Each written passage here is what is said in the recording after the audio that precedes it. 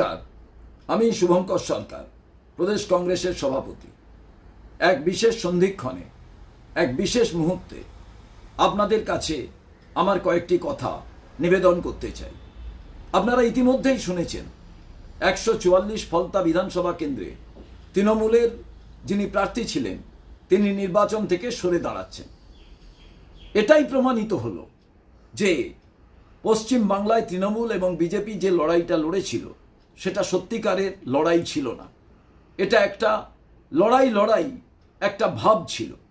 আজকে প্রমাণিত হয়ে গেল। আমরা প্রথম দিন থেকে বলছিলাম বিজেপির বিরুদ্ধে লড়তে পারে একমাত্র কংগ্রেস, আদর্শগত দিক থেকে, নীতিগত দিক থেকে, আমরা দর্শনগত দিক থেকে, বিচারধারার দিক থেকে।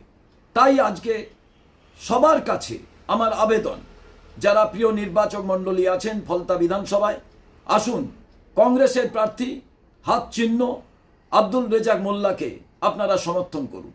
তৃণমূলের ভাইদের বলবো, তৃণমূলের সমর্থকদের বলবো, আপনারা অনেক কষ্ট, অনেক নির্যাতন সহ্য করেছেন। আপনাদের ভুল নেতৃত্ব, যারা আপনাদের নেতৃত্ব দিতে গিয়ে বারে বারে আপনাদের অন্যায়ের মধ্যে ঠেলে দিয়েছে, সেই জায়গায় আসুন কংগ্রেসকে সমর্থন করুন।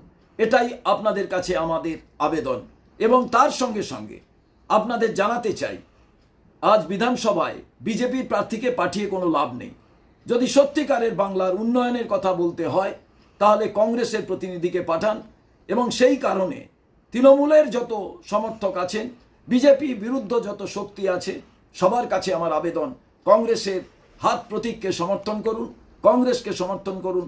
কংগ্রেসই একমাত্র দল ভারতবর্ষে রাহুল গান্ধীর নেতৃত্বে যা বিজেপির বিরুদ্ধে লড়াইয়ের জন্য কোনো আপোষ করেনি, বাকিরা সবাই আপোষ করেছে। এই জায়গায় আপনাদের কাছে আমাদের আবেদন, আপনারা কংগ্রেস প্রার্থীকে সমর্থন করুন। জয় হিন্দ, বন্দে মাতরম, নমস্কার।